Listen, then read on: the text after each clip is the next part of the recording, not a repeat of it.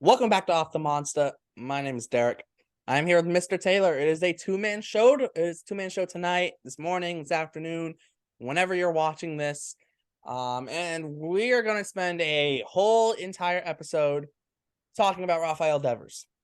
Yes, we are turning into your Red Sox therapy session here.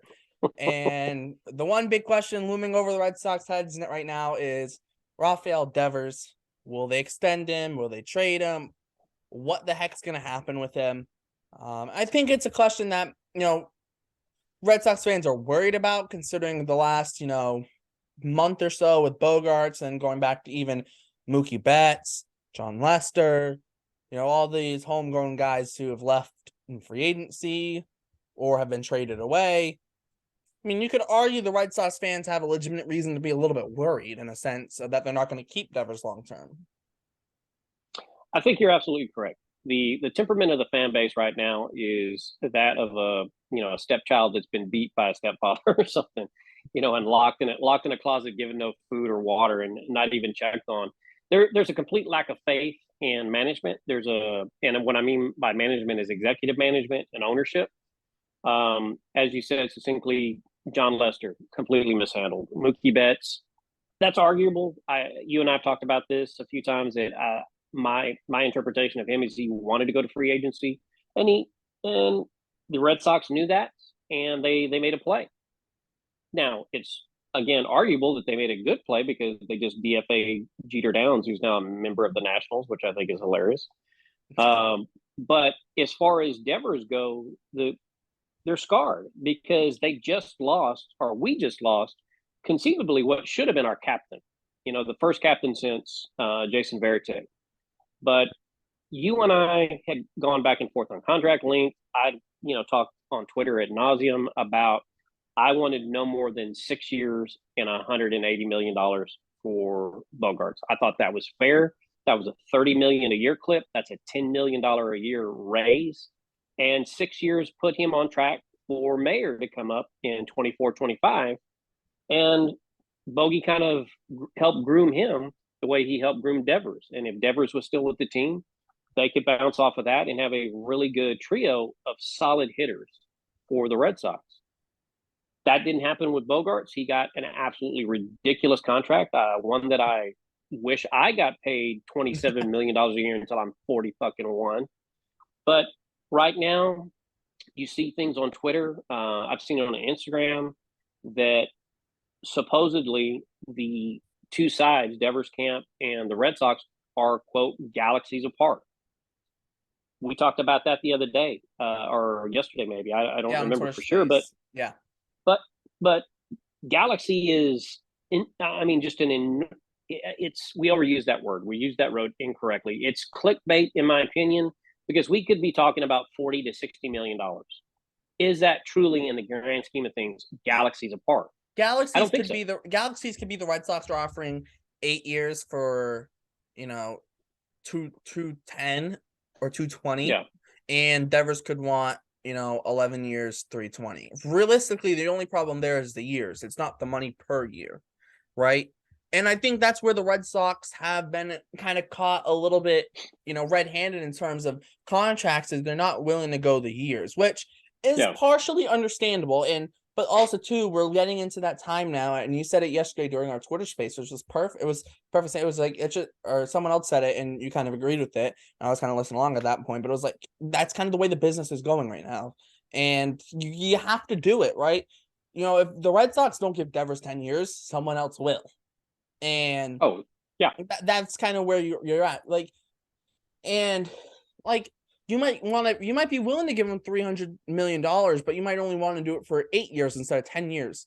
But you can't do that because then the AAV is way too high and it's going to mess up your luxury tax situation, whatever.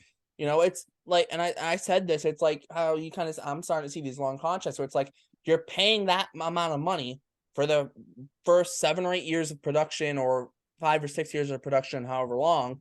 And then the back end, you're just using to lower the AAV of the entire deal, especially during those parts where you're getting that big production.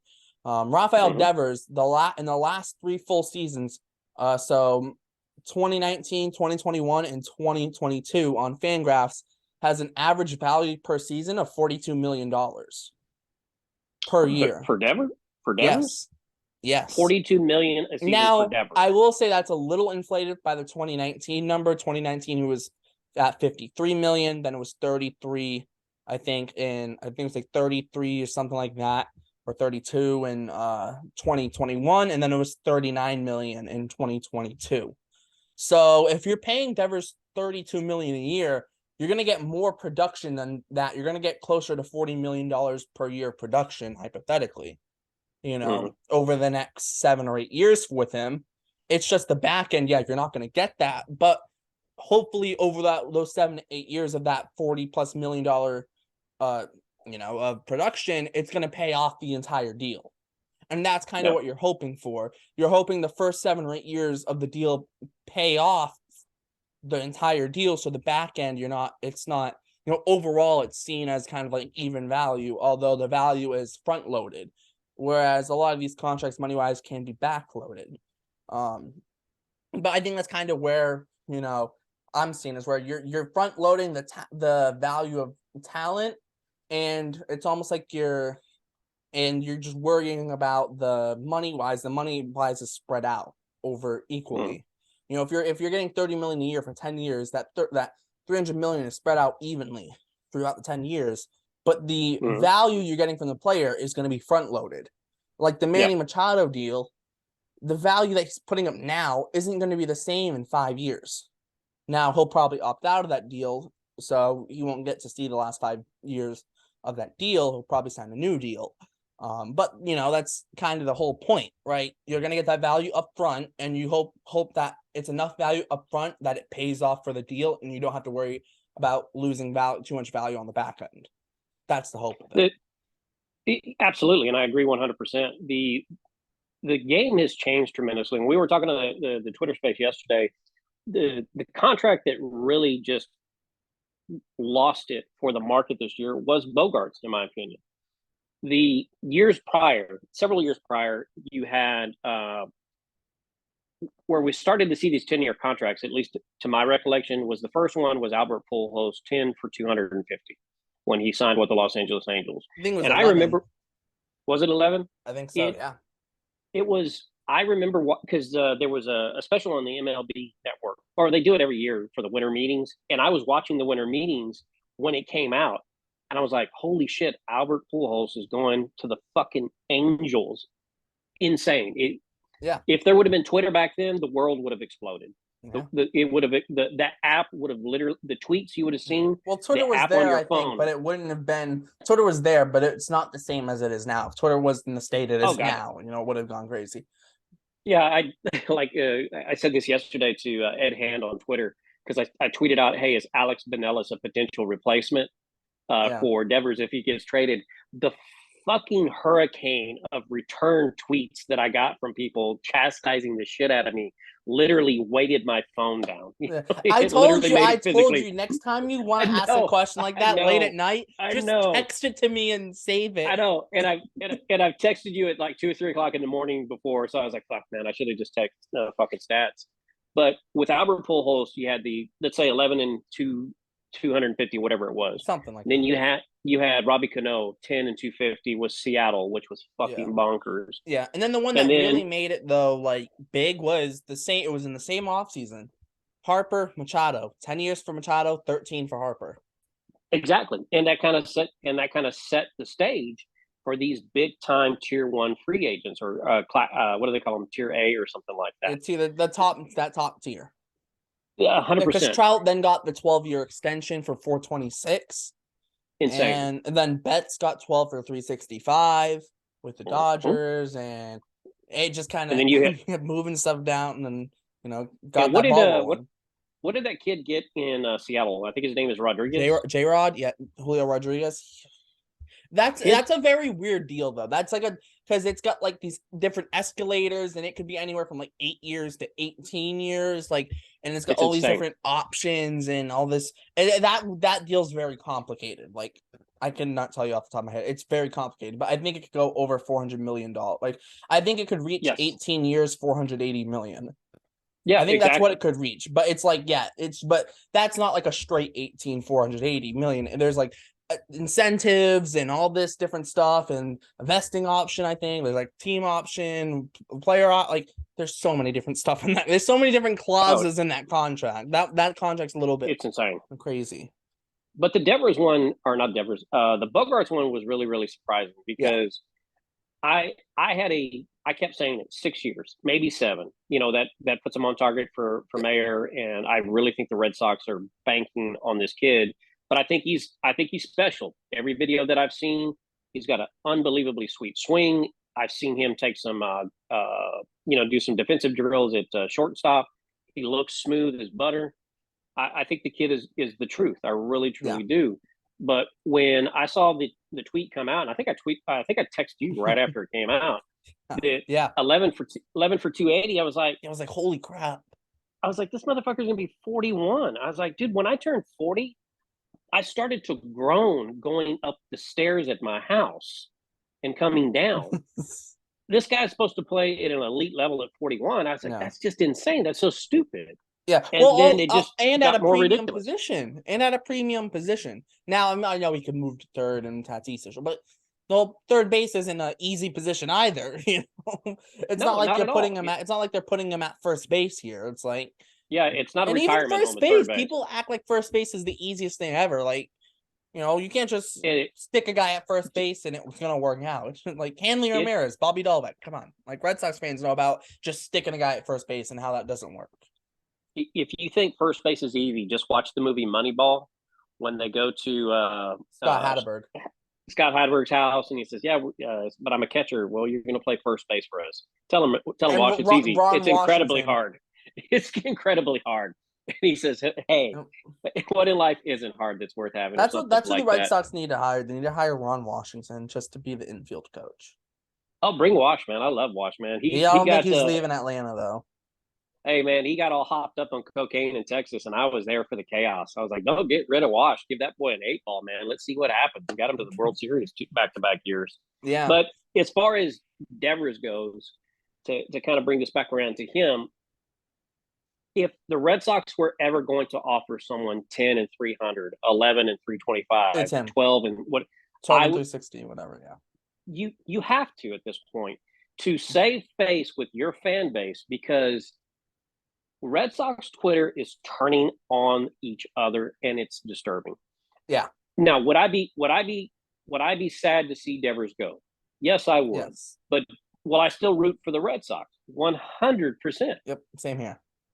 I'm married to the team as an entity. I'm not loyal to John Henry, Fenway Sports Group. I'm not married to Alex Cora. I'm not married to any single player. I'm married to the Red Sox through and through. Everybody else can go fuck off if you say otherwise. Well, that's why we're Red Sox fans. That's why we're not, John Henry fans or Alex Cora fans or Chaim Bloom fans or Rafael Devers fans. We are Red Sox fans. And I think too with the whole Devers situation is they keep them, you're picking a lane.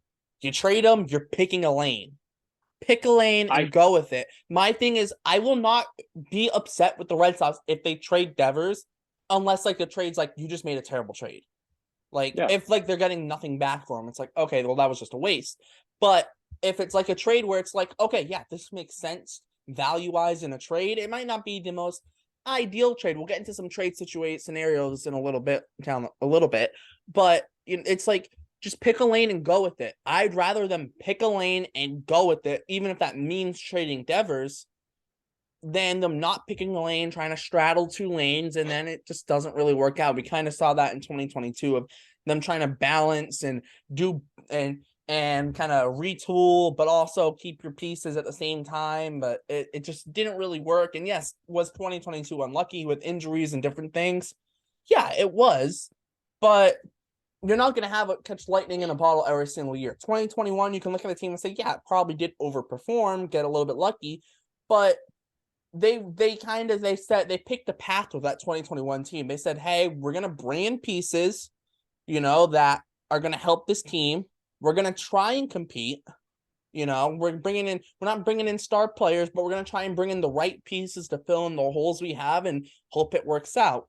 in 2022, it's like they kind of straddled where they wanted to bring in the right pieces, but they also wanted to bring in a guy like Trevor Story, but then they also couldn't figure out the whole Bogart situation, and they kind of just didn't really pick a lane on it, and it was just It was kind of, weird. yeah. And then they didn't fill the It was right really field weird. hole, and then they didn't fill the right field hole after they traded Renfroe, which I still think that there was something in the works that didn't end up happening for right field, because I think the true plan was to have Bradley as a fourth outfielder.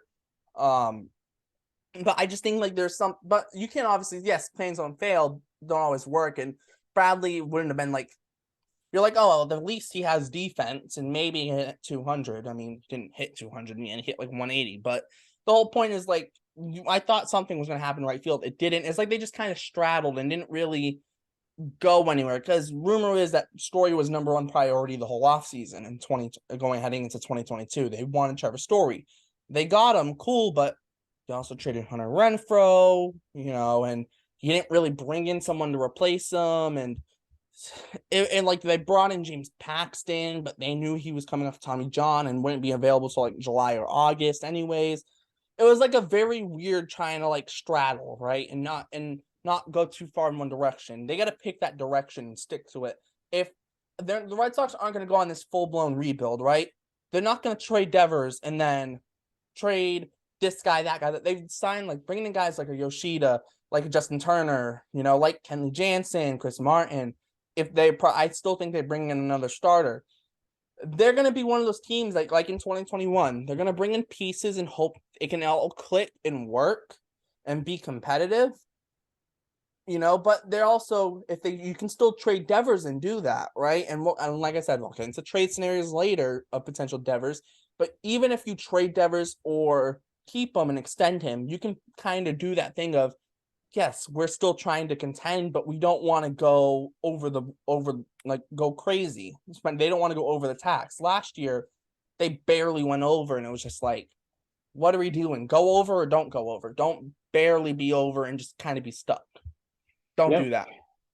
I sent out a tweet a couple days ago, and it basically said the Red Sox have drawn a line in the sand. Where do you stand? And I said I stand with the Red Sox, as we just got through saying we're fans of the team. We are fans of the team, and people lost their minds, and I got to stop tweeting stupid shit like that late at night because it fucking comes back and bites me in the ass. But I will say this: the Red Sox, the last few years, they're not making a lot of sense. It's almost like the executive office or the executive management have ADD. Like they go one way and it sounds really, really cool. And they're like, oh shit, a squirrel. And then they're fucking over here doing unbelievably stupid shit. To your point about Renfroe, he had 30 bombs and almost 100 RBIs. Yeah.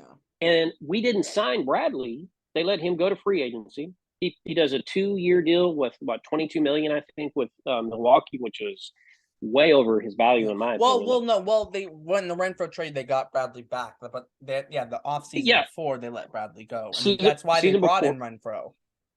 Yeah, exactly. And then when they traded him to Milwaukee for JBJ, I thought the prize of that trade was Benelis. It seemed like it at the time, yes. But now he turns out it looks like the poor lad's struggling. It's not. He's struggling. He struggled in Double-A. But at the time, I didn't really know why he got called up to Double-A, just because I felt like just let him finish the season in High A, because he wasn't doing bad in High A. He was doing fine in High A. I felt like at the time, like it wasn't like the most amazing High A ever, but it was like, it was one of those things where I think they probably should have just kept him in High A. Because you even saw Nico Cavadas, he went up to Double-A closer, at some point later in last year, and he struggled in Double-A after tearing the cover off the baseball in Low A and High A last year. So it's one of those things where that's why they're called prospects, man. You just don't know. Exactly. But like David Hamilton, like he's kind of turned himself into a nice speed utility guy almost, right? And people are looking at him like all he has is speed. Well, guess what? Everyone's like, he's just going to be a shortstop, maybe he can play second base. He's starting to play some center field now, and he's kind of adding value to himself. And yes, he doesn't have a high ceiling, but he's got a really high floor at the same time. Whereas Benelis is more of that high ceiling guy, but the floor isn't as high. And I think a lot of people get drawn to those high ceiling guys, and I do too. But also, in the back, I love high floor guys because, you know, I just, it's just like you look at them and it's just like David Hamilton, like maybe he's an MLB guy, maybe not, but worst case scenario, he's solid AAA depth. Worst case scenario, you know, and if you get a little bit out of him, he could be a decent MLB bench piece who can play up the middle, short, second, maybe even center field, and be a speed threat off the bench. You know, Absolutely. especially the guy just broke the organizational record for stolen bases in a season. Like, you know, and that's a like he's got a tool and that speed, and he's not bad defensively either. He's solid defensively up the middle, and if they do get him playing a lot more center field and develop that kind of versatility, you know, he might have some value to them. It's almost like Connor Wong in the Mookie Betts trade. Everyone thought Jeter Downs was going to be that big prospect piece. Connor Wong's turned out to be a pretty good piece. And he was kind of an afterthought. It was like, we're getting Verdugo and we're getting Jeter Downs. And Connor Wong was a little bit of an afterthought. Now it's like, hold on, Connor Wong could be our starting catcher next year. Hey, I tweeted out. That is why they're prospects.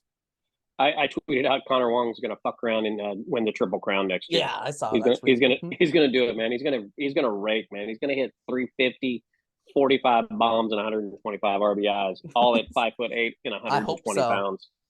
But getting kind of back to Devers and the temperament of the Red Sox, temperament of the fan base, the direction of the franchise, Chaim Bloom has not made a lot of sense, in my opinion, from a logistics point of view. He's made some questionable moves, but we're not in his war room. It's not just Chaim Bloom making. It's like the president of the United States. The president of the United States makes decisions based upon the Joint Chiefs of Staff and intel that they get. And I've said this before, and I'll say it again. I'm only as good as the intelligence I get, not the intelligence I have. And you depend upon getting good information. And I think the Red Sox are honestly trying to do the best they possibly can. It just doesn't make a lot of sense to us as fans. We're not privy to 99.9% of the process. And we all love to play armchair GM. We really, truly do. And that's part of the fun of it now.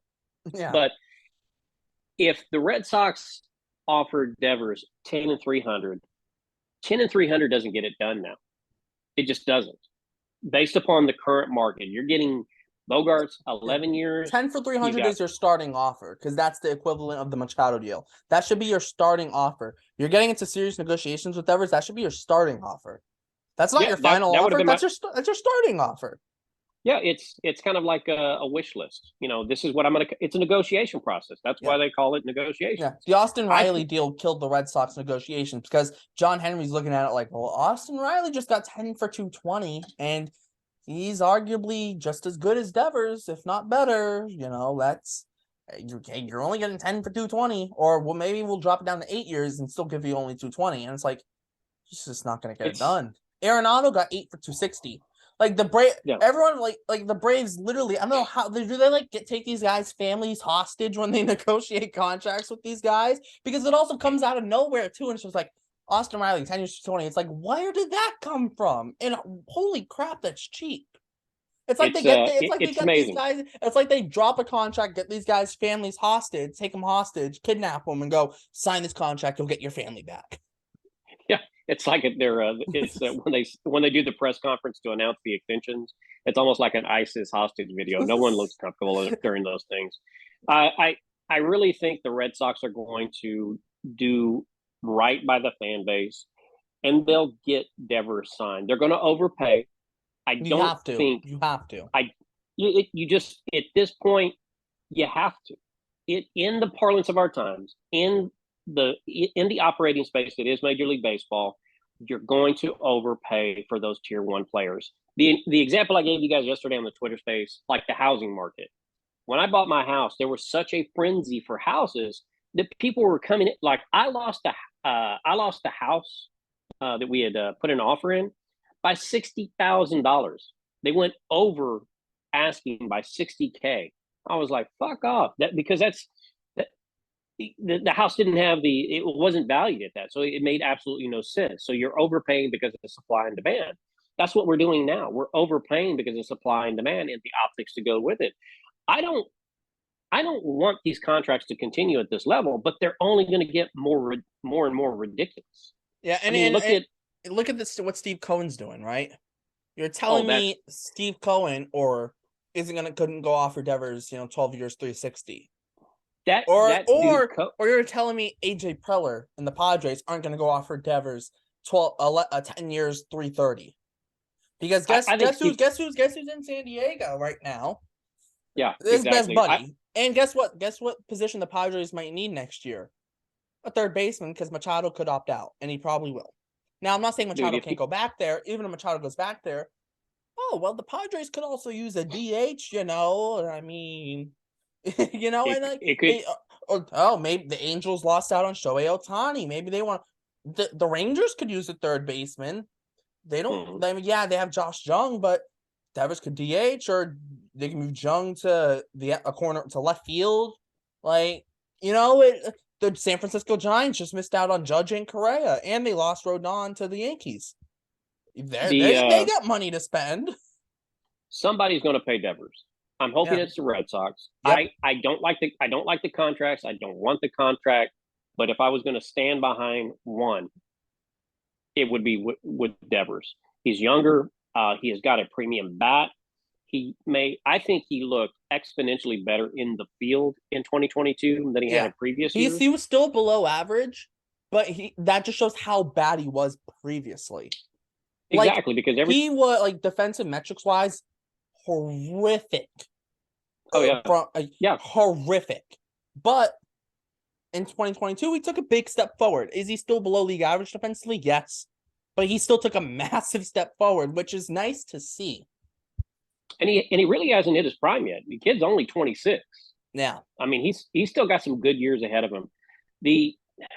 But here's the biggest problem that I have with all of this is that the Red Sox appear to be more analytics driven and more statistical means based than anything else. And this would be the first 10-year contract, other than I think Dustin Pedroia signed a 10-year, $100 million contract back in the day. Wasn't his 10 years? I want to say it was 10 and 100. I really do. Because we're still paying them through next year, or maybe even through 2024. Pedroia was only an 8-year deal. It just got bought out and whatever because he retired, and then they're paying the rest in increments. But that's the longest contract the Red Sox signed under FSG. It's Pedroia, 8 years, $110 million. Well, here's the thing. I think if the Red Sox hold firm at a 10-year deal, it's not going to get it done. Unless you overpay on AAV. Unless you're giving them 30, 33 million. Unless you're going 10, 330. Yeah. Then you might get it. Because here's the thing. The difference between 11, 330 and 10, 330 is literally just a year. You're getting the same amount of money, right? Yeah. So if the Red Sox say, you know what, we don't want to add the extra year, but we'll pay you a little bit more per year. That's one thing. But if it's the Red Sox are at 10,300 and Devers minimum is taking 11,330 at bare minimum, then yeah, you got to add that extra year. So here's the thing. Let's play GM. We make our best and final offer, and this will kind of segue to potential trades. Devers and his camp say, no, thank you. We're going to free agency, which is, if I was his agent, that's what I would tell him to do. Go to free agency. You're going to get the fucking bag in free agency. Which is why the Red Sox have to overpay. Exactly. So let's say the moon doesn't align with the stars. Devers says, no, I'm going to go into 2023, do my 1 year and whatever he's going to get in arbitration. If they haven't got a seller for 2023 set yet, right? What'd you say? He hasn't got his salary for 2023 yet. Not yet. No, he's projected. He's projected around at just under 17 million. Yeah, I saw 16 and change, something like that. I think it's 16.8. So do they trade him before the season then? Or do you go into 2023 starting with him at third base? I'd say trade him. Yeah. Well, we'll get to that in a second. If you're the Red Sox and you're giving them, that final offer, right? If you're giving him that final offer, what would you give him? My best and final offer is 10 and 330. 33 a year. Strict overpay, probably by a good $4 million a season, in my opinion. But 10 and 330, best and final offer. Take it or leave it. I hope he takes it, but I don't think he would. See, my max, I said time for 325. Or if you only want to go 10 years, but if you're willing to go 12 years, my max is 12,365 just for the I would say 12,360, but give him an extra 5 million, the whole troll job with the being the same deal Mookie got with the Dodgers. Give him the extra cool. 5. Give him the extra 5 million. Why not? Yeah, no, it's at that point, dude. That's insane. Just give him whatever they want. Give him the fucking bag. Then the reason I say 12, well, the thing with 12 years, that only take like Devers is in his age 26. He's gonna be entering, I think, his age 26 season. Yeah, he'll be entering his age 26 season. So you have 26 through 35. So that would only take him through his age 37 season, 12 years. Bogart's 11 years took him to 41 through 41. Insane, dude. 12 years for Devers only takes him through 37, and that's why I can see 12 years happening. So very few things age well.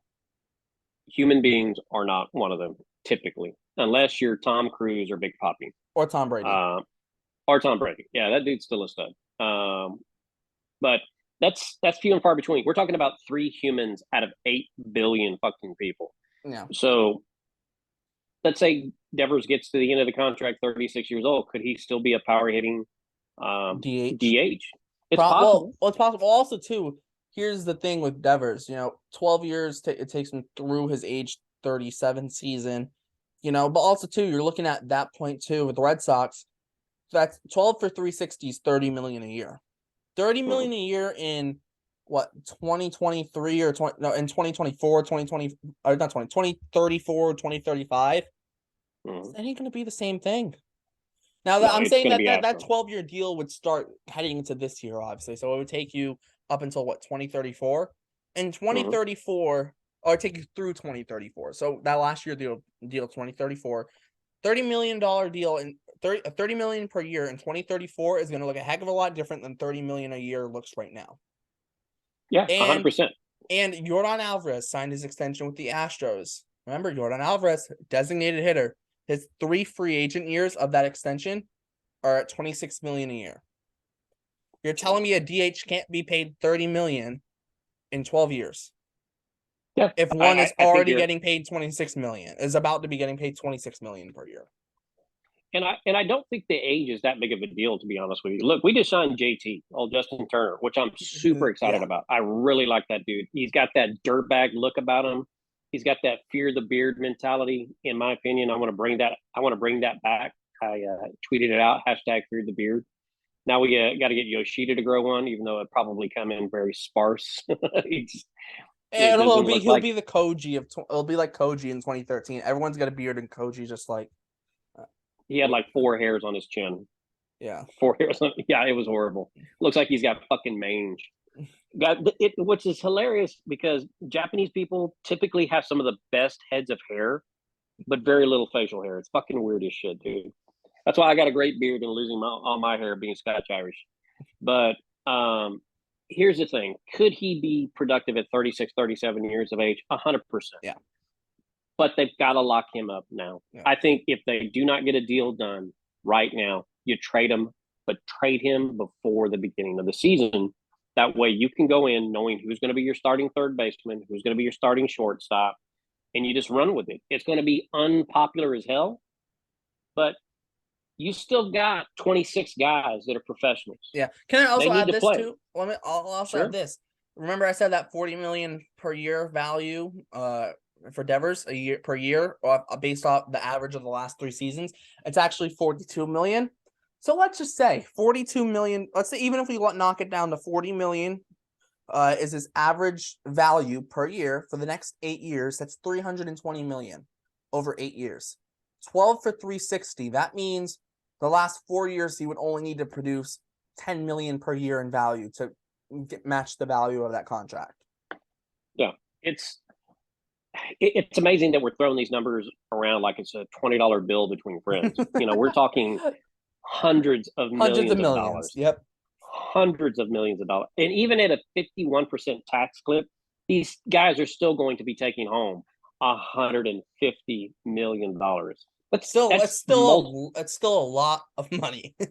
it's multi-generational money is what it is. Yep. It is absolutely multi-generational money, and it's ridiculous that we're even talking about these kind of numbers for playing a kids game. But it's the greatest game on the face of the earth, in my opinion. I think the Red Sox sign him because I tweeted out earlier too. I said the three most hated men in Boston right now, in no particular order, Yeah. are Chaim Bloom, John Henry, and Ryan Brazier. And they all could be number one at any given. I wouldn't want to be those three fucking dudes in walking in the city, trying to walk in the No. city. Chaim Bloom's gonna have to walk in with like a disguise on opening day next year if he trades away Devers. And then I'm not saying it would be a bad decision.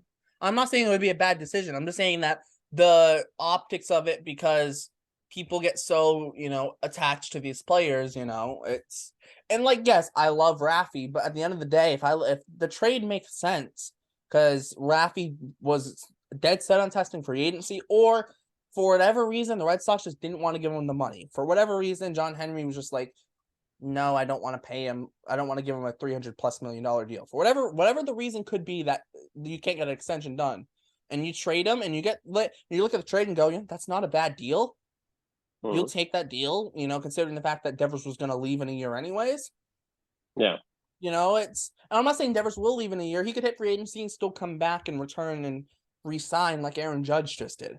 It's not a guarantee, but also too, the Red Sox aren't in the situation the Yankees were in. The Yankees are trying to win a World Series last year. The Red Sox this year, yes, they're going to try and be competitive, but they're building for something bigger right now. Chaim Bloom has said, he hasn't said it, but he's kind of hinted at it, 5 to 7 years to really build what they want to build. Mm-hmm. He's not being given those 5 to 7 years. Dude, if he's building, if we are to believe that he's building something sustainable, it does take at least 5 years, 5, 6, 7 years to fully build it and get it going. Everyone talks about, well, Andrew Friedman got it going right away with the Dodgers. Hold on. You don't think the Dodgers were in a good spot when Andrew Friedman was hired?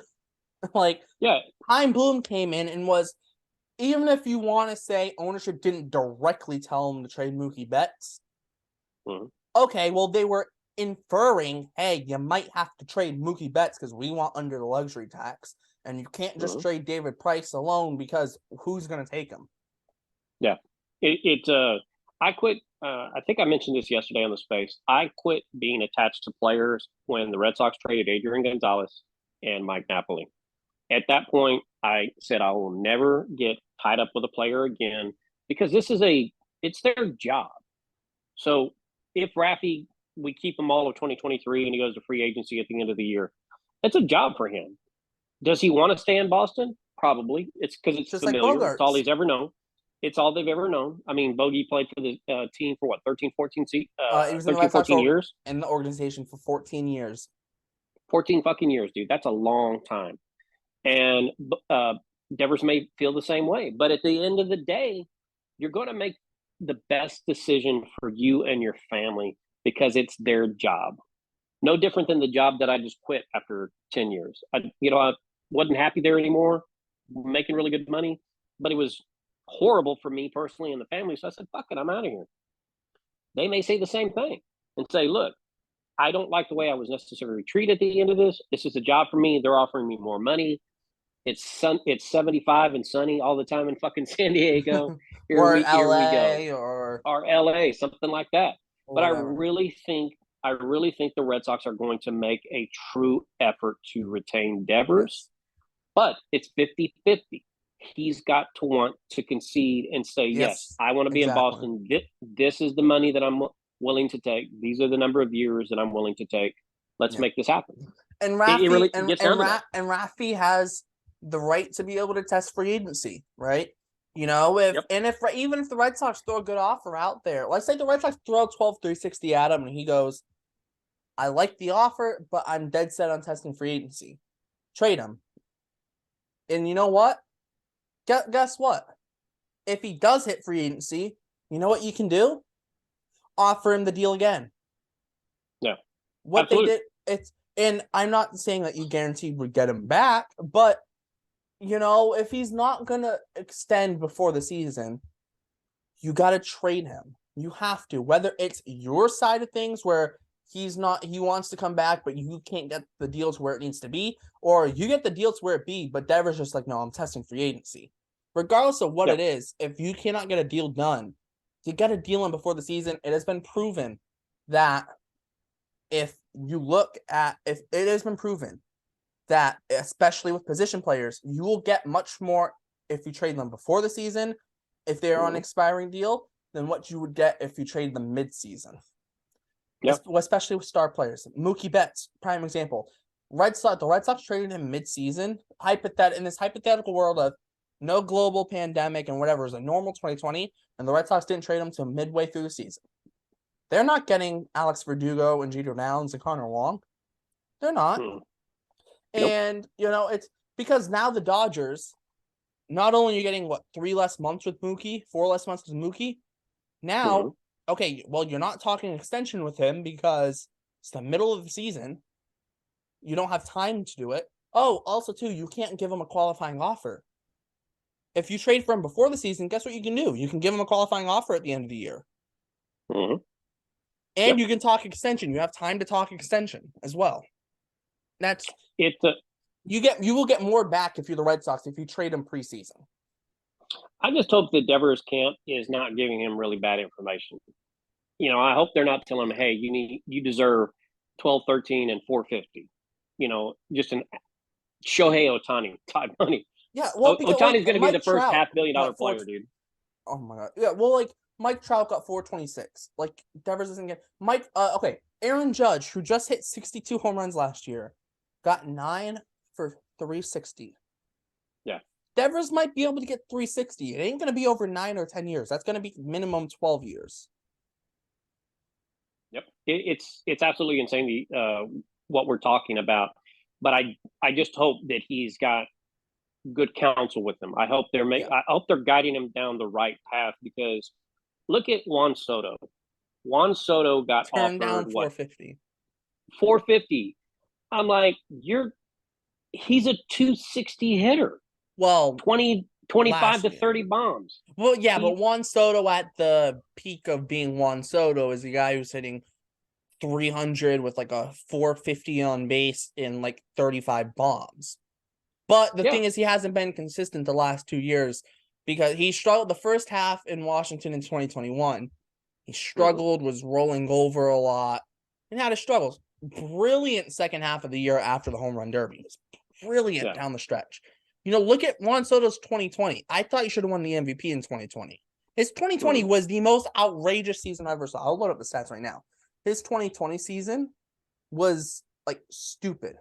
It was stupid outrageous. But he got traded to the Padres last year and struggled. I think part of that was adjusting to the ballpark and whatever. But Juan Soto in 2020 played 47 games because he started the year, got COVID before the first game. 47 games, 196 plate appearances. He hit 351 with a 490 on base and a 695 slugging. Yeah, I remember. That's outrageous. That's outrageous. Now, even 2019 in his age 20 season, 282, 401 on base, 548 slugging, 34 home runs, 110 RBIs. That's outrageous. It's outrageous. He was so Juan Soto was so outrageous. He was getting the Ted Williams comparison. Hey, be careful with my Teddy baseball comparisons. That's the man. Lifetime 342, 526 home runs. He was getting that, but Juan Soto was getting that comparison. That's which is it's a crazy comparison, but at the time it was Juan Soto might be that good.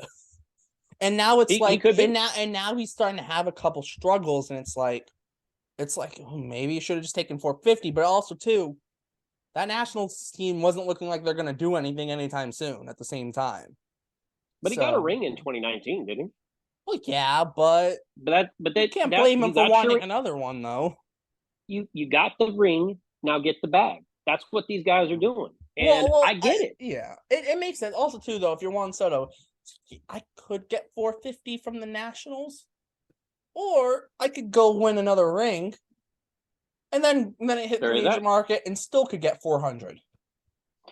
And see, that's the difference between myself and a professional athlete. I don't have that professional athlete level of competition in me. I'm all about wearing relaxed fit jeans now at 49 years of age. I'm not looking to fucking go out there and steal 50 bases. Yeah. I don't even like driving 50 miles an hour at this point. But it's insane what we're talking about, and it's insane the direction the game is going. You're going to have isn't Juan Soto a free agent at the end of next year too? End of 24. You have Shohei next year, and then the next year you have Juan Soto.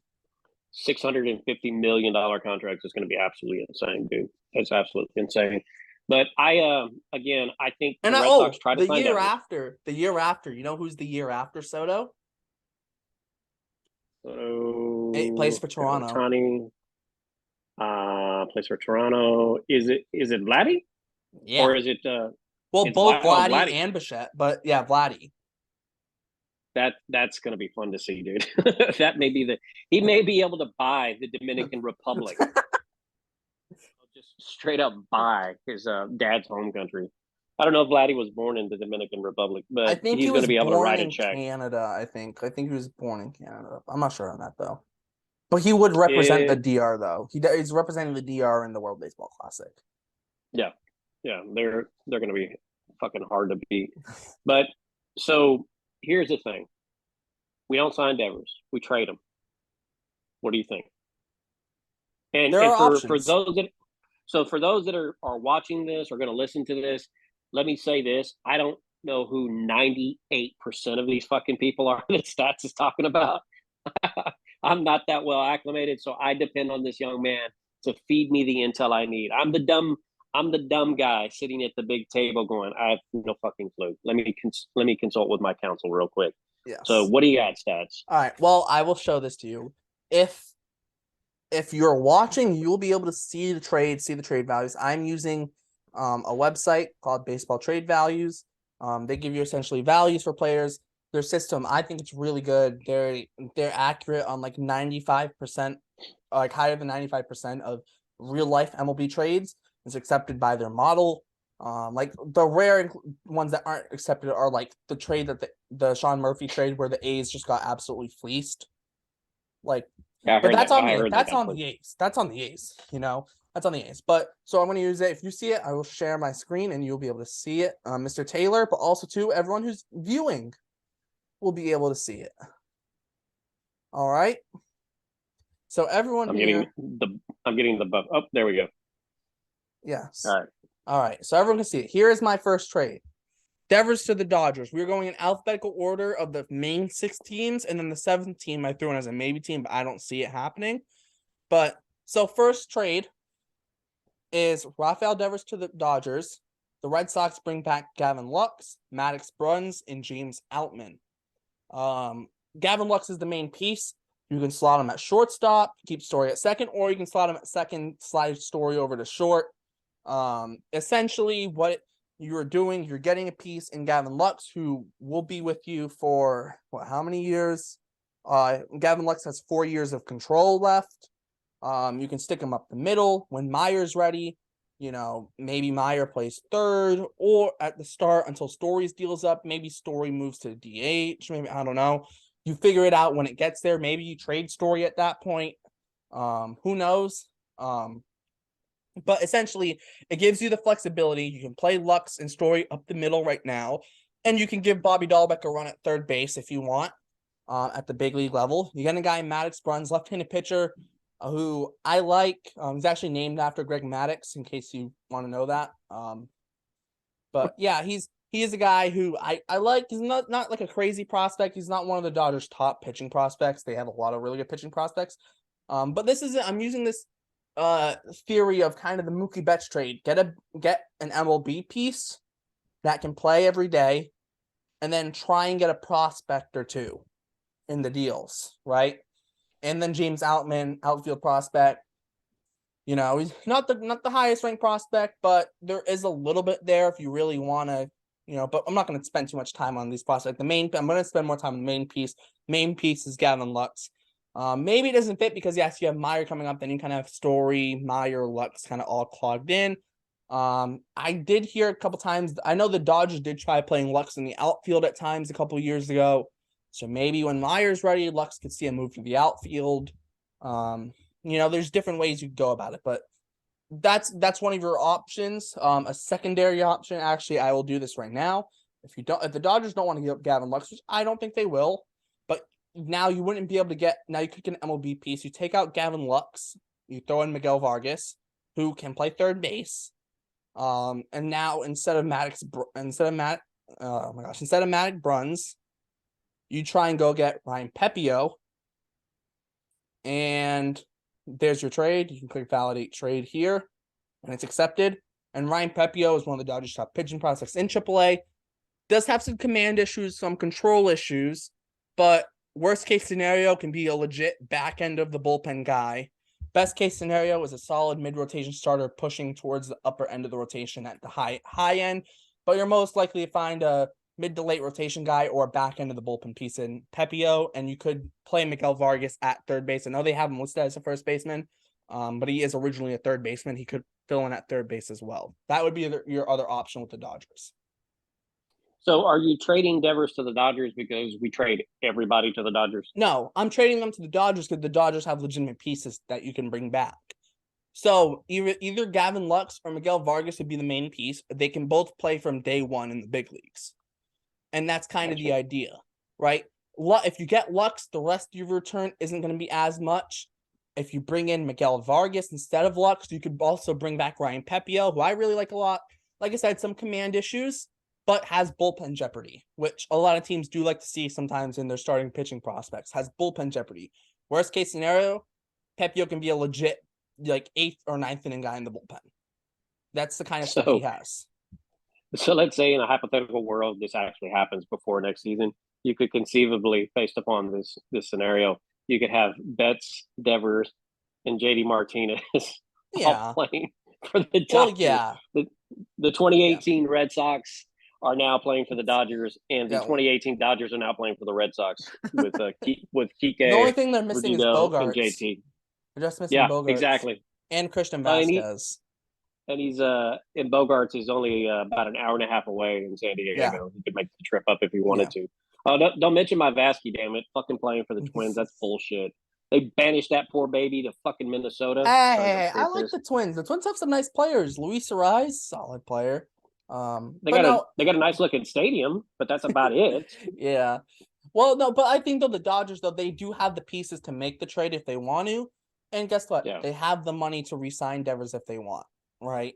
So I think, and they're trying to win a World Series. So I think that's why there's a fit there. There's a clear fit there. They just lost their third baseman in Justin Turner. Could they end up just playing Max Muncy there? Yeah. But guess what other spot they also have open? A DH. And now I know JD Martinez is supposed to be slated there. You're telling me if you're going to play Rafi Devers or JD Martinez, who are you picking? I love JD, but you're picking Devers. Now, Muncy could also play second base, and then you have Lux at short, and then that would actually solve the problem, and you'd be fine. Because you play Muncy at second, Devers third, Lux at short. There's your problem solved, realistically. And Max Muncy could go fuck himself for hitting that solo shot off of Evaldi, 18 innings. Bullshit, dude. Fuck that dude. But you kind of you see how the trade though kind of comes together though. It's not like I'm not just picking stuff out of left field here though. No, I think it makes a lot of sense based upon what you've told me and what little bit I understand about this trading dynamic. I hope it doesn't get to that point, but it's 50-50. Everything is here's the thing. I've taken statistics twice in my college career. Once my undergrad, once in my graduate program. I can make numbers do whatever you want to. You can say, okay, there's a 64% chance with a 3 to 5% confidence interval. Fucking bullshit. Everything is 50-50. Either it's going to happen or it's not. And we're either going to retain Devers or we aren't.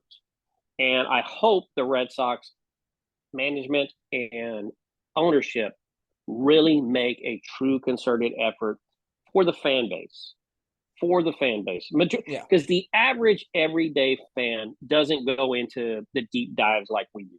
They're not ate up with this shit the way what they know is, Rafi Devers plays third base. Xander Bogaerts played short. they don't know the dynamic that goes into it. They don't give a shit about the contract. They No. don't give a shit about their war or anything Yeah. like that. They just want to know. They want to be able to recognize the player. Yeah. I hope for that fan base, which is probably realistically 70 to 75% of the fans of sports in general, just don't like they just don't pay attention to it. It's background noise to them. Yeah. I hope for those guys and gals, the Red Sox do it. For those of us that really truly get intrinsically involved in the game, I'm not going to be mad at the best Boston Red Sox if they can't lock up Devers. I'll Yeah. be disappointed, but not mad. Yeah. As long as we get good value back. Yeah, and I think this is something. I think this trade with Vargas instead of Lux is the more realistic one, because Vargas they don't really have a spot for him because he's a third baseman, could probably play first base too. They don't really have a spot. Whereas Lux, they kind of need him at short. But something like this, you get to trade something like this, or with Vargas's main piece, maybe it's not Pepio, maybe it's someone else. Maybe not Outman, maybe someone else, as well, or maybe they just take out Outman and give you someone a little bit higher ranked than Pepio. But you could get a deal done. Something like this, I think. Sucks that Devers goes, but guess what? Value-wise, it's fine. It's totally fine deal. It's acceptable, and Vargas, you're gonna have the full 6 years of control with them as well. Yeah. Here's the thing, and it gets down to this, and I would put part of the ranch on this. If the Red Sox win the World Series in 2023, which I'm predicting they will, I'm saying they're going to fuck around and do it all. They win. The fans are not going to give a shit who's holding the trophy over their head. Yep. All will be forgiven. Exactly. I was talking to my 17, almost 18-year-old daughter today. We were on a secret mission getting my wife birthday surprises for her birthday tomorrow. Fucking 2 days before Christmas. Got a goddamn birthday. That sucks. So we were talking about, Devers potentially not playing with the Red Sox. And, I asked my little girl, I says, man, do you give a shit about that? She goes, no, Dad, as long as we win the World Series. And I said, that's absolutely the right attitude to have. I said, because when I buy all of the Red Sox World Series gear, it's not going to be a fucking player's jersey. It's going to be hats. It's going to be fucking T-shirts. It's going to be, commemorative. I'm looking up at one of the fucking shelves here in Fenway South. I've got commemorative 2018 World Series replica paperweights. Fucking paperweights. People care about winning. That's the end of that's the story. People care about winning. You gotta win. And I don't want to hold up on this Dodgers trade because we still have 6 more to get to. Let's move on to this deal. Oh, it just took it didn't load. No. All right. Well, that's stinky. I'll actually put it together because I do remember what it was. Because it's the Red Sox. This one is probably the biggest reach of them all. And this is a deal with the Giants because I don't see it happening personally, but you never know. Do you trade Devers? Oh, I have to click off the Giants. Hold on. The trade went away. That's great. I had them all saved up, and I guess it didn't save them. Okay. It doesn't like me. Good Time job, to refresh Stats. again. It doesn't like me. All right, we'll get to it. We will get to it. Great. All right, Red Sox and Giants. What are you gonna say? Oh, just before we went live, I saw a tweet that said Red Sox are showing interest in Gary Sanchez. Yeah, and I don't know. I tweeted back, if the Red Sox go after Gary Sanchez, I'm driving to 4 Jersey Street in Boston, Massachusetts, and slapping Heim Bloom across the face. I hate Gary Sanchez. Yeah. This trade is the one I dislike the most out of all of the trades. There. All right. Well, here's the trade. Essentially, it's Devers. You're getting Mike Yastrzemski back as the main piece. He can play the outfield. I guess it might not be Mike Yastrzemski. I just put Yastrzemski in, could be Austin Slater. I put Yastrzemski in for like the value of it being Yastrzemski. It gets accepted value-wise. I hate this one the most out of all of them. But I think the Giants would have to be a 3-team deal. And you get 3 prospects in Schmidt, Matos, and Bednar. I do like Schmidt a lot. I just don't think this moves the needle for the Red Sox, because then Yastrzemski's got to play center. I don't personally love that. It's not terrible. Then you got to move Kike into middle infield. And yes, Dahlbeck could play third base. It just, to me, it doesn't move the needle enough. You're not getting that start piece. I'm in. You bring Yastrzemski to the fucking Red Sox?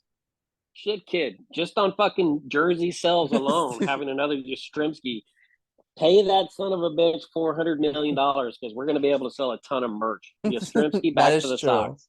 Now that is Come true. on, son. I just don't like the shit optically. I don't feel like you're getting that big piece back in this deal. I feel like this is a collection of pieces instead of like that Dodgers one. Even with Miguel Vargas, that's your piece that you're getting back, Miguel Vargas. Then you're also getting Pepio and Outman, but you're getting a legit, like you're getting your main guy and then another solid guy and then your third piece. Almost like the Mookie Betts trade. Verdugo was the main piece, then Jeter Downs is your second piece, and then Connor Wong's the third piece. That's why I feel like this is much more of a collection. I don't dislike it, but like it's just it doesn't fit for what I see them doing. Also, too, realistically, I don't see the Red Sox pulling off something like this. Now, if you want to do a 3-team trade with the Giants and the Giants send a package elsewhere, maybe. Or if the Giants really wanted to, instead of this is what I would do. I don't see the Giants doing this though. Take out Yastrzemski, throw in Camille Duvall. Give me Estrada. Take out these prospects here. Well, now I'm mad because you took out Yastrzemski. Yeah, well. Seeing Yastrzemski play right field for the Sox sounds really good. Hypothetically, it'd be Camille Duvall, who I love, great relief pitcher, and he has 4 years ago. Duvall has 5 years of control left, and I think he's going to be an elite closer. And you have Estrada, who can play up the middle, second and short. And Dahlbeck would be sticking in third. I think maybe add one minor piece to this as well, but it's just one of those things. I still don't see it happening. I don't see this trade fully working out. That's just how I see it. But that's like the one where it's like the Giants are just a fit because we know that they're looking for a big piece now and they missed out on Correa. I just don't see it happening. It's gonna refresh and kill all my trades. That's great. Speaking of Correa, have you heard anything about him passing his physical with the Mets? The physical won't be fully done. Will not be fully done until tomorrow. So wouldn't it be fucking hilarious if he fails that? Well, it's not that fact that he failed his physical. It's the injury history of he got a leg injury when he was in like 2014 when he was in the minors. That they thought some people thought he should have got surgery on and he never did. I thought I read today that he did have surgery and that was the fucking problem is it was going to limit his range. No, there was supposed to be no long-term effects without surgery, so he never did get the surgery. So I'll just throw in Tidwell. So this is the other trade. You can check validate. It's accepted. Devers to the Mets. They could use him at DH. And the Red Sox get Brett Beatty. Could play third base from day one. There's your replacement. Then you also get Tidwell, right-handed pitching prospect. The problem I have with this trade is you're banking almost solely on Brett Beatty to be a good third baseman.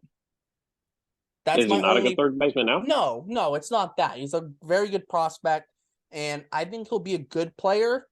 But my thing is with this deal is like the Mookie Betts deal almost. You got Verdugo, Downs, and Wong. This trade feels like it's almost Devers for Beatty, almost straight up.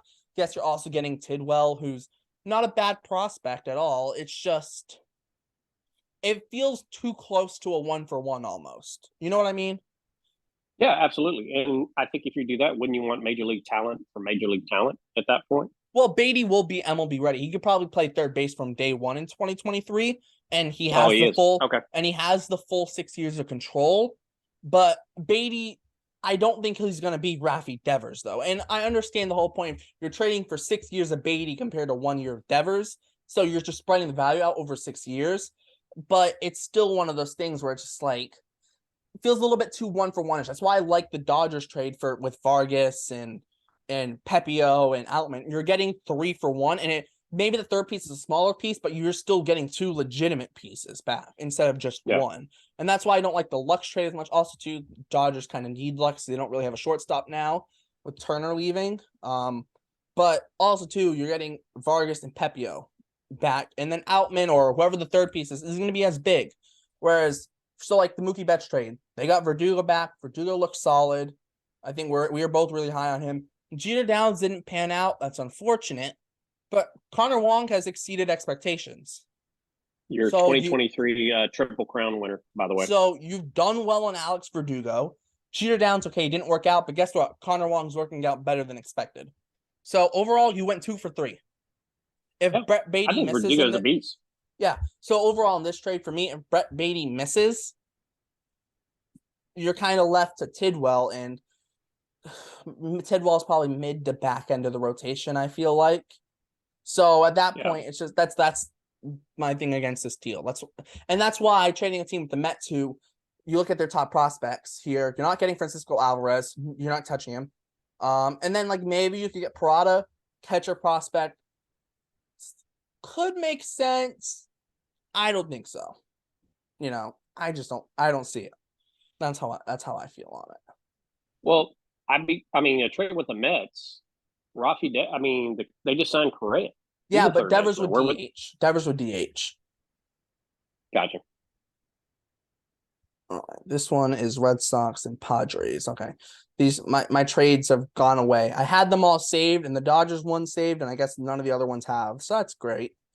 But I do remember them. I do actually remember what trades I did put together though. So it's not like I do remember them. So I'm not just like going on the fly. I have them stuck in my head. And this whole time I thought you were pro stats. What the fuck, bro? Horrible. All right. Here is another deal. I could add a third piece. I'm not going to scroll down and just find a third piece. But like you could add a very minor third piece to this deal. Like someone like very low level prospect, you can add that to this deal. I just didn't because I didn't want to spend the time scrolling to find a guy with like a trade value of $1 million. So, but Devers, you're bringing back Jackson Merrill, who is a very good touted prospect. Only problem, he's an A-ball. Only problem. And then Zavala, also prospect, not near the big leagues, which is why I don't think the Padres get this done.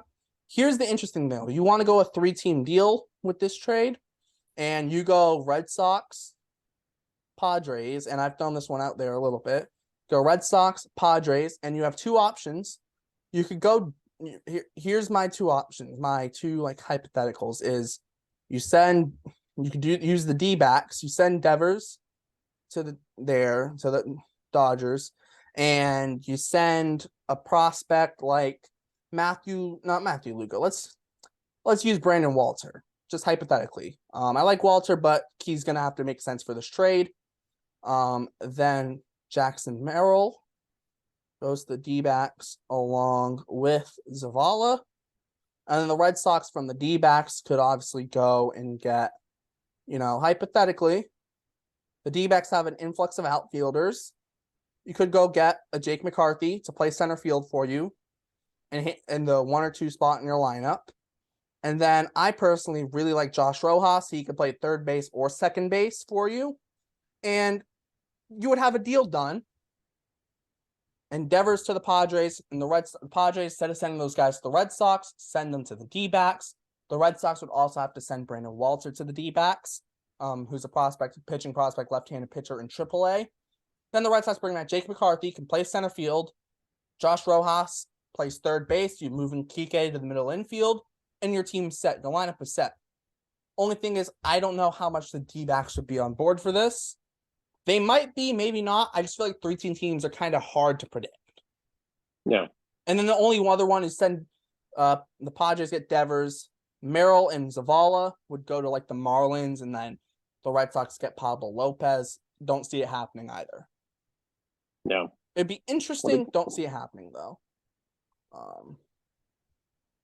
So yeah, there is that. All right, let's go to here. Red Sox and Phillies. Oh, this one saved, nice and perfect.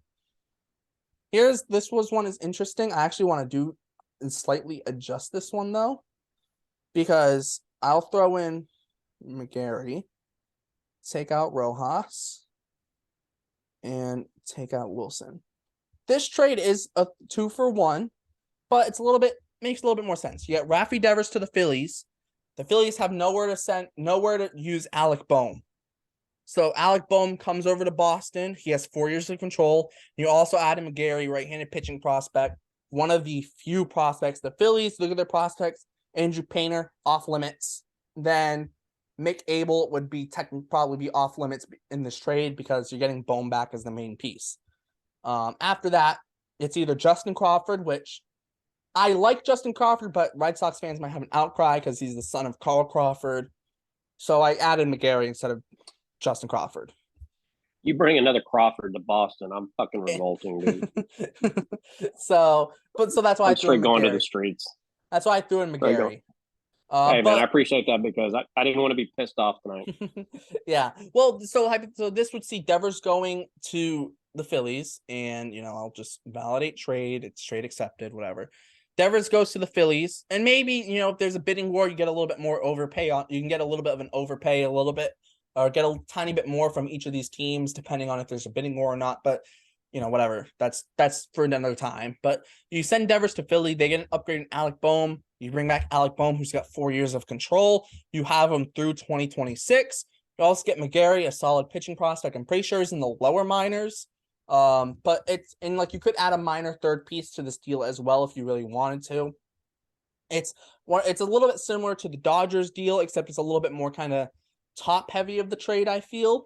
Whereas I feel like Vargas for the Dodgers, less proven than Bohm, but they can both play third base from day one. Also, Vargas, though, has 2 more years of control.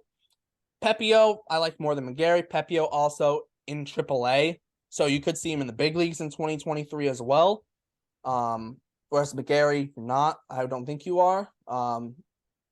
So it's one of those things. But this trade, the Dodgers trade, doesn't happen. This as out of the trades we've gone through so far, this would be my second favorite for what the Red Sox are getting behind the Dodgers deal.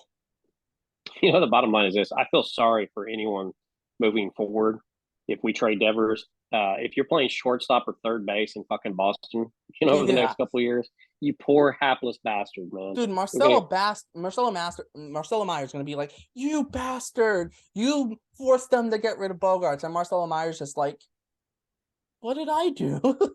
Yeah, he's a 19-year-old fucking baby right now, just like you, Stats. Not a care in the fucking world. He's playing professional baseball, but I guarantee you, he's gonna fucking rake when he gets up in 24. I always say with prospects, when they come up together, I feel like a lot of them pan out and get better together, right? Yep. You saw with the group of Ellsbury and Pedroia, Jed Lowry, Josh Reddick, Brandon Moss, Lester, Buckles, that whole group that came up to even Papelbon a little bit earlier was just ahead of those guys, right? They all kind of came up together, and Daniel Bard kind of on the back end of that too. Like they all came up together. Yeah. And you look at the group of, they weren't all together, but Bogarts and Vasquez and Bradley were kind of the early part of it. Then he kind of brought in Mookie and Benintendi and whatever. Like, I feel like when you get guys, especially though, if you're going to look at this low minors for the Red Sox, you're looking at it and you're going, holy crap, Meyer, York, Romero, like all these guys. Also, too, York, Meyer, Romero, especially, Meyer and Romero, guess what? They're best friends already. They've been best friends since high school. Both Southern California shortstops. Also, Nick York, he was a shortstop in high school. Guess from where? California. All three of them from California. So, they're all coming up together. All these guys, and there's other guys too. I'm not going to go through the whole farm system, obviously, but they're coming up together. I feel like when guys come up together, they get better together and they grow together. Yeah, absolutely. And, I think you will see a little bit of an effect of that. I just feel like that there's no like tangible evidence for it, but I just kind of feel like, that's how I feel based off like when you see groups of prospects grow and get up to the big leagues all around the same time for that same team. Yeah. Yep. I get it. I get it. All right. So let's move I got on. How many more do you have? Because I got to go Christmas shopping here pretty quick. We have a couple more. I think we have 2 more. Let me check. We have 2 more. Come on, Stats. Hit me with it. Yep. All right. This one is a little bit Brett Beatty-ish for the Mets for me. Devers to the Rangers. You bring Josh Jung. Then you get Wynn and Espinal, but it feels a little bit 1-for-1-ish in Devers for Josh Jung. Josh Jung, very highly touted prospect, third baseman. Feels a little bit too 1-for-1-ish for me. And I think Chaim Bloom would say kind of the same thing. A little bit too 1-for-1-ish. Yeah. like the optics of it wouldn't feel great. No, not at all. Not at all. I think Not that's at all. fair. And we'll move on to this last one is the most intriguing for me because it is the most. It's the one that I'm not sure. This one is a 2-for-1. Might make some sense though. The Cubs go and get Rafael Devers to play third base. The Red Sox bring in Christopher Morel as the MLB piece. You also bring in Horton. I'm not going to talk about Horton. So now you got to go some Christmas shopping. But Christopher Morel, very good rookie year last year. So it's 5 more years of control. He can play third base, second base, and center field. He'll probably play left or right too. Very versatile. So next year, the Red Sox, guess what? If you brought in Christopher Morel and trade Devers, he could fill in at third for you. If you're going to roll with Bobby Dahlbeck at third base, guess what? You can put Morel at second and put Story at short. Or if you want to move Kike into the infield, you can put Morel in center. You have options, and you can move guys around. And Morel has that versatility. And you're getting Horton, who is a very solid pitching prospect as well. Let's hope that all of this is for nothing. I hope so. But you kind of see where my brain is going on these deals. It's like most of them are realistic. Some of them are better than others.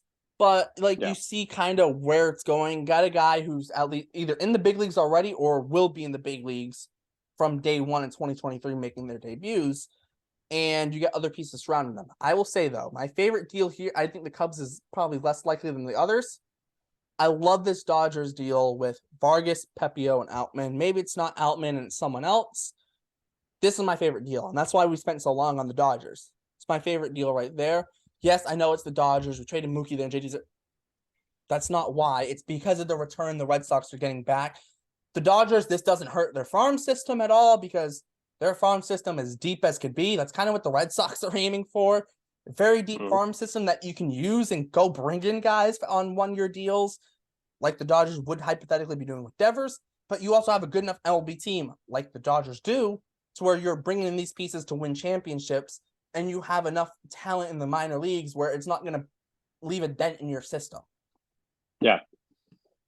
All right. I think that's fair though. You guys let us know let us know your thoughts on this. I think that is a good place to stop though. Any final thoughts on the whole Devers situation? Obviously we want to get him signed. But I think it goes back to the whole pick a lane thing that I said earlier. Pick a lane and go with it and stick by it. Yeah, absolutely. I mean, kind of to bring this to a crescendo, definitely want them to lock up Devers. He's a player I can stand behind. I think he's a cornerstone for the next several seasons for the Red Sox. But time will tell. Right now, it's so hard to get a true temperament of the market. If I were Devers' agent, I would tell him to go to free agency. That's just his rights. It's where he's going to get the max amount of years, max amount of money. But if the Red Sox have to deal him, do it before the beginning of the season. Yes. Get your get everything set. That way, we can bitch and complain, and then bitch and complain when the season starts. But at least we know where we're going for the next couple seasons. Exactly, and that fits into the whole 5 to 7 years that Chaim Bloom's been hinting at. 5 to 7 years, you need to build this thing if you want to be a sustainable winner. If you're going, and that's almost like the Red Sox are going from ground up. You need 5 to 7 years. He's had 3 years?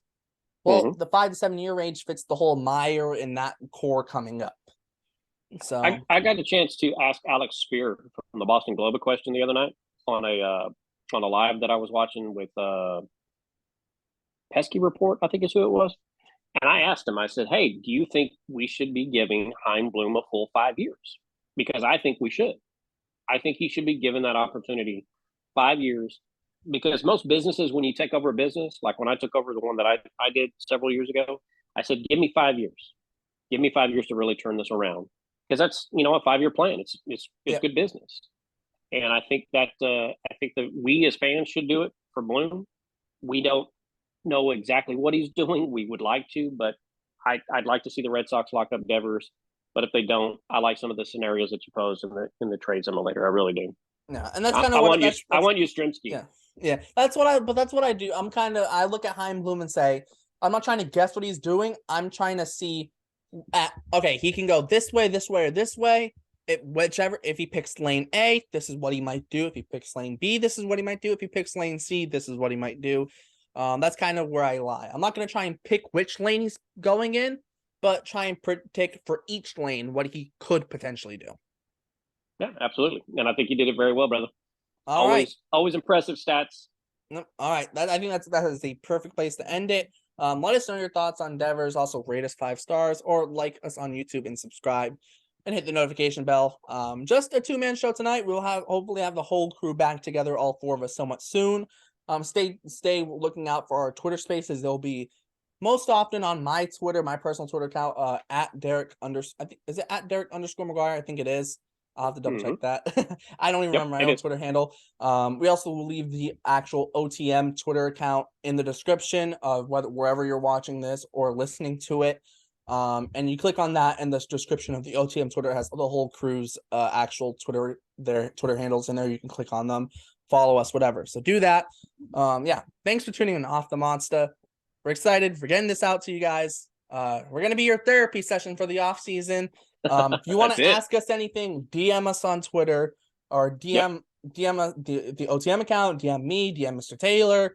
We'll try and respond. Or if we don't respond to you, then we might respond to you on the podcast. So stay tuned. Stay tuned for that. Yeah. Thanks for tuning in to OTM. For Mr. Taylor, my name is Derrik, and we'll see you next time.